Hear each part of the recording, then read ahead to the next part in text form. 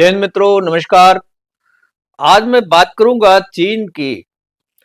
चीन और भारत के विदेश मंत्रियों के बयानों में अंतर बहुत देखने को मिल रहा है और ये कुछ झोलमाल है। भारत और चीन के विदेश मंत्रियों की मुलाकात हुई थी ब्राजील में। G20 सम्मेलन, शिखर सम्मेलन था, लेकिन बयानों में इतना अंतर क्यों है, ये एक बड़ा सवाल पैदा करता है। क्या चीन भारत को बेवकूफ बना रहा है? क्या चीन का इरादा कुछ और है? क्या चीन भारत को हल्के में ले रहा है? चीन चाहता क्या है? चीन अपने बयान अपने तरीके से क्यों देता है? जब ज्वाइंट कॉन्फ्रेंस होता है, जब ज्वाइंट कोई डायलॉग्स होते हैं, तो वो समान रूप से आने चाहिए। मैं आज इस पर बात करूंगा और पहले आप इस चैनल को सब्सक्राइब कर लें, लाइक करें और शेयर भी अपने मित्रों को करें।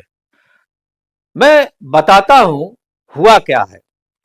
भारत के विदेश मंत्री एस जयशंकर ब्राजील में G20 शिखर सम्मेलन में गए थे और सम्मेलन के दौरान उन्होंने चीन के विदेश मंत्री वांग यी से मुलाकात की थी।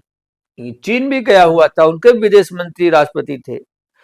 यह मुलाकात ऐसे समय में हुई जब दोनों देशों के बीच रिश्तों में पुरानी कड़वाहट भूल करके बेहतरी की बात हो रही है, नए संबंध नए तरीके से बनाने की बात हो रही है। और इसको लेकर प्रधानमंत्री नरेंद्र मोदी जी, चीन के राष्ट्रपति जो शी जिनपिंग हैं, उनके बीच भी बैठक हो चुकी है।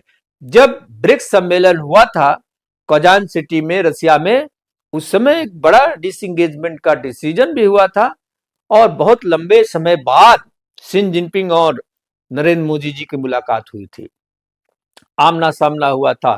आमना सामना होने से शी जिनपिंग बचते रहे हैं। भारत में जो पिछले साल जब यही G20 हुआ था, तो शी जिनपिंग साहब बहाना करके यहां आने से अपने आप को रोकते रहे और नहीं आए। अल्टीमेटली उन्होंने प्रतिनिधिमंडल भेज दिया, लेकिन भारत वो अपने दौरे पर नहीं आए। लेकिन ब्रिक्स में उनका आमना सामना हो गया और ऐसी परिस्थितियां भारत ने उनके सामने खड़ी कर दी है बॉर्डर पर कि उनको लगता है कि अब हमको समझौता तो करना पड़ेगा, और किया उन्होंने। लेकिन यह जो मुलाकात ब्राजील में हुई है, विदेश मंत्री एस जयशंकर ने उसके बाद लिखा था, अपने एक्स पोस्ट पर उन्होंने बात लिखी थी कि हमने भारत चीन सीमा क्षेत्रों में चल रही हालिया जो डिसएंगेजमेंट है, उसको लेकर के हमने बात किया है और हमारे द्विपक्षीय संबंधों में अगले कदमों पर भी विचार किया गया है, आगे की योजनाओं पर भी विचार किया गया है, उसको भी हमने साझा किया है। साथ ही वैश्विक स्थिति पर भी हमने चर्चा की है। जयशंकर वांग यी की मुलाकात के बाद दोनों देशों ने बयान जारी किया था, लेकिन इन बयानों में बहुत अंतर देखने को मिला है। हालांकि अंतर के पक्ष में एक तर्क ये भी दिया जाता है कि ऐसे बयान अक्सर संयुक्त नहीं होते हैं, लेकिन ये ठीक नहीं है। मैं समझता हूं कूटनीतिक मामलों में संयुक्त बयान में सब कुछ शब्दशः अक्षरशः एक जैसा ही होता है और होना भी चाहिए। आप भले पर्दे के पीछे कुछ भी बात करके आए, कुछ भी डील करके आए, लेकिन जब आप सामने मीडिया फेस करते हैं तो वही बात करते हैं जो एक दूसरे के लिए समझ में आए, एक दूसरे के सहयोग के बारे में, एक दूसरे के बारे में जो सफल डायलॉग्स हुए उसके बारे में, या एक सिमिलरिटी कम से कम देखने को मिलती है। ये हमेशा होता रहा है डिप्लोमेसी में। लेकिन अलग अलग बयान जो आए हैं, एक विचारणीय प्रश्न है और चीन का इरादा कहीं कुछ और तो नहीं है, ये संदेह भी प्रकट करते हैं ऐसे बयान। भारत ने अपने बयान की शुरुआत सीमा पर सैनिकों को डिसएंगेजमेंट से शुरू की थी और कहा था कि शांति और स्थिरता के लिए ये जो डिसएंगेजमेंट हुआ है ये बहुत महत्वपूर्ण है। जबकि चीन की तरफ से जो बयान जारी किया गया है उसमें डिसएंगेजमेंट और बॉर्डर के मामले का कोई जिक्र ही नहीं किया गया है। वो केवल भारत के बयान पर थोड़ी सी सहमति जताने का प्रयास जरूर किया है। और चीनी विदेश मंत्री वांग ई ने जो बयान दिया है उसमें कहा गया है कि कॉमन अंडरस्टैंडिंग हमारे देश दोनों देशों के बीच, यानी कॉमन अंडरस्टैंडिंग की बात कही है। भारत ने बताया है कि बातचीत में कैलाश मानसरोवर की तीर्थ यात्रा को लेकर के, ये तीर्थ यात्रा बंद हो गई थी, इसको फिर शुरू करने को लेकर के भी बात हुई है। दोनों देशों के बीच से जो गुजरने वाली नदी है उसके आंकड़े साझा करने की भी बात हुई है। भारत और चीन के बीच सीधी उड़ानें जो बंद है कोरोना काल से ही, उसको शुरू करने की बात हुई है। और पत्रकारों को एक दूसरे देशों में आने जाने पर भी चर्चा हुई है। लेकिन चीन ने बयान में दोनों देशों के बीच उड़ानों और पत्रकारों के आवाजाही के बयान को तो स्वीकार किया है, इसको तुमने कहा है, रिपीट किया है, लेकिन नदियों से जुड़ा जो डेटा का मामला है और जो कैलाश मानसरोवर यात्रा का मामला है इसका जिक्र नहीं किया है। वो बॉर्डर डिसंगेजमेंट का भी जिक्र नहीं करता है और जिसमें भारत को लाभ मिलने वाला विषय है उस पर भी जिक्र नहीं करता है। अब इस पर रक्षा विशेषज्ञ ब्रह्मचलानी जी कहते हैं, ब्रह्मचलानी जी, चाइना पर उनकी बड़ी दूरदृष्टि रही है, मैं उनको एक बड़ा थिंक टैंक मानता हूं। ब्रह्मचलानी जी अपने सोशल मीडिया प्लेटफॉर्म एक्स पर उन्होंने लिखा है कि भारत और चीन ने सैन्य तनाव कम करने की एक जटिल प्रक्रिया में, भारत और चीन ने सैन्य तनाव कम करने की एक जटिल प्रक्रिया में केवल पहला कदम बढ़ाया है, लेकिन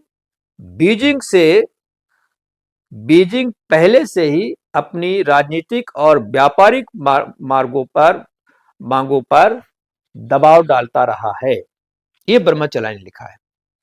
यानी जो डिसएंगेजमेंट हुआ है ये अभी उसका फर्स्ट स्टेप है, जबकि चीन लगातार अपने राजनीतिक और व्यापारिक मांगों पर अड़ा हुआ है, इस पर दबाव भारत पर डालता रहा है। यानी पॉलिटिकल निगोशिएशंस और उसका जो बाजार है, भारत का बहुत बड़ा बाजार है, उसमें जो उसका एक्सपोर्ट कम हो रहा है उसको लेकर के भारत पर दबाव डाल रहा है। 2017 में बाढ़ से आंकड़े इकट्ठा करने वाले केंद्रों को नुकसान का कारण बता करके चीन ने जो हाइड्रोलॉजिकल डेटा है, जल विज्ञान संबंधी जो डेटा है, उसको साझा करने की प्रक्रिया पर रोक लगा दिया। उसने कहा था कि इस से जो है हमारा नुकसान हो रहा है। हालांकि बीच बीच में कुछ समय के लिए कभी कभी डेटा जारी कर देता है, लेकिन सीमा पर तनाव के बाद, खास तौर से जब ये गलवान का मामला हुआ था उसके बाद से ही चीन ने इसको ठंडे बस्ते में डाल दिया था।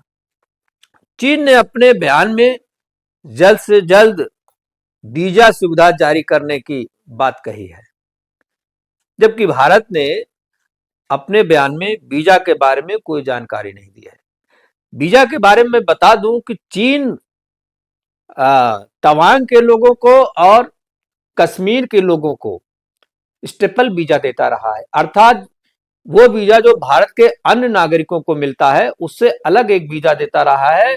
उस वीजे में यह दिखाता रहा है कि ये भारत के नागरिक नहीं है, उनको स्पेशलाइज कैटेगरी में वीजा देता रहा है, वहां अलगाववाद पैदा करने की कोशिश करता रहा है। भारत ने उनके इस वीजा सिस्टम को भी खत्म कर दिया था।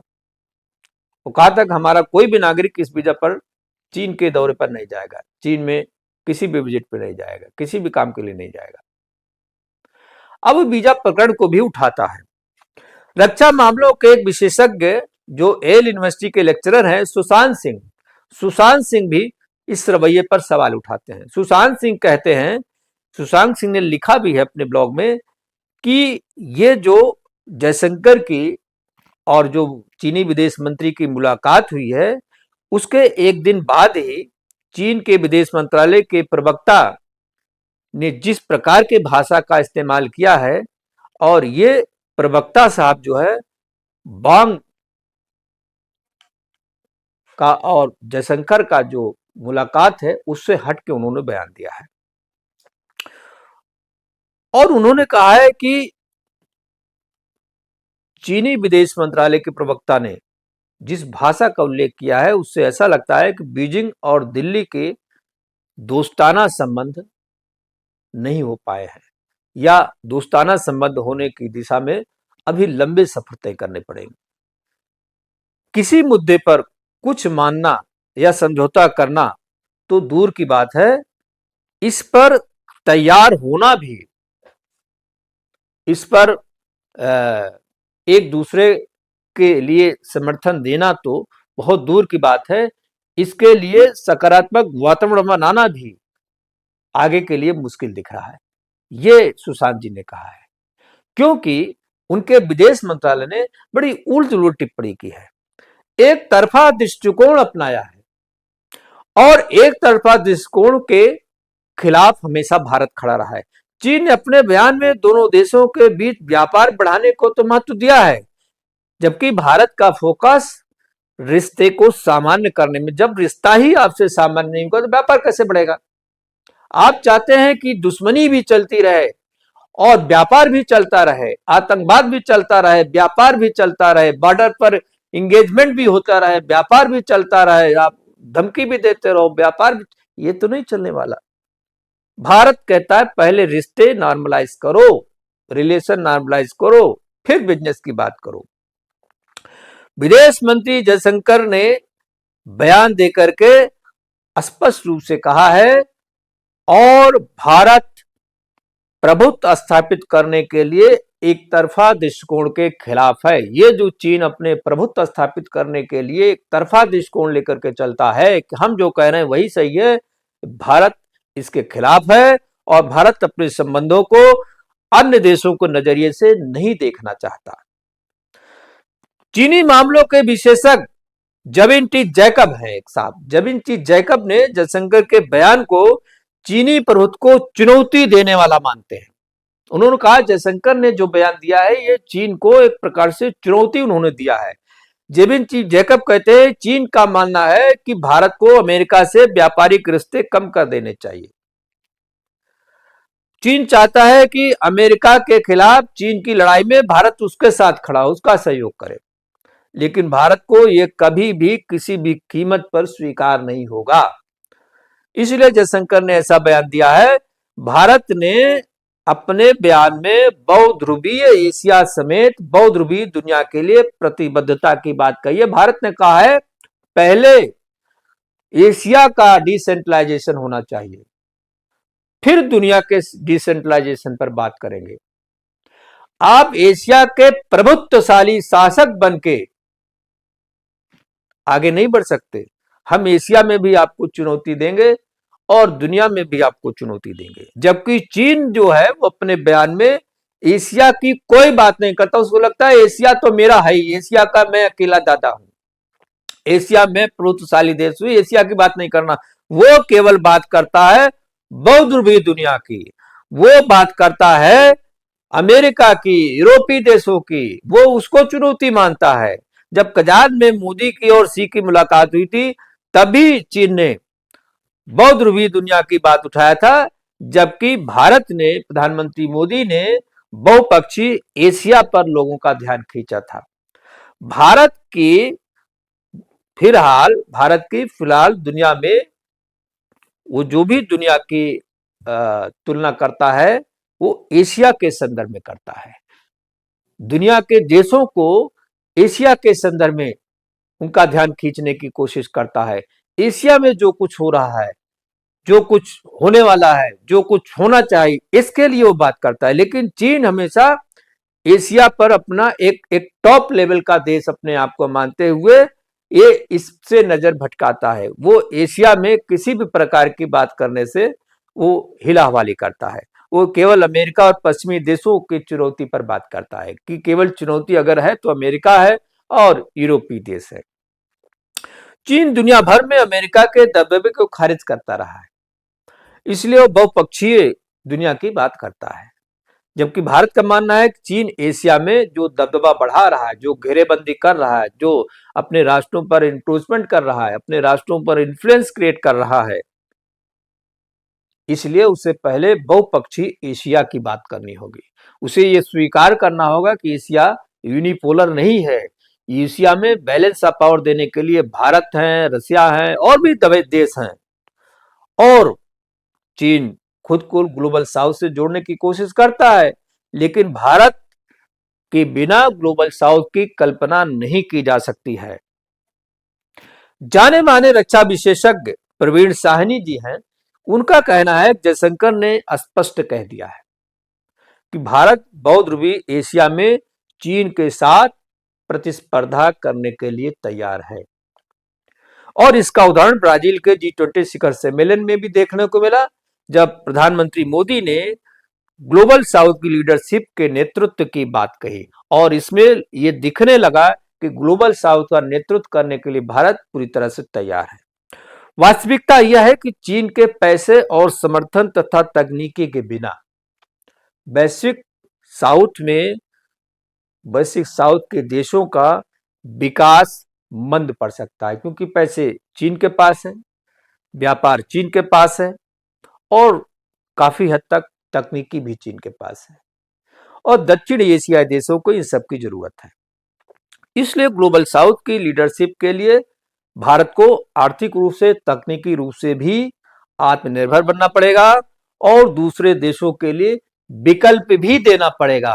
राजनीतिक प्रभुता, आर्थिक प्रभुता, सैनिक प्रभुता के साथ तकनीकी प्रभुता और देने की क्षमता, बांटने की क्षमता, सहयोग की क्षमता का वृद्धि भारत को करना पड़ेगा, तब वो चीन को इस रेस में पीछे कर पाने में समर्थ होगा। अब देखते हैं आगे क्या होता है। आज मैं वीडियो को यहां विराम देता हूं। आप सब इस वीडियो को शेयर करें, सब्सक्राइब करें, लाइक करें। बहुत बहुत धन्यवाद। नमस्कार, जय हिंद।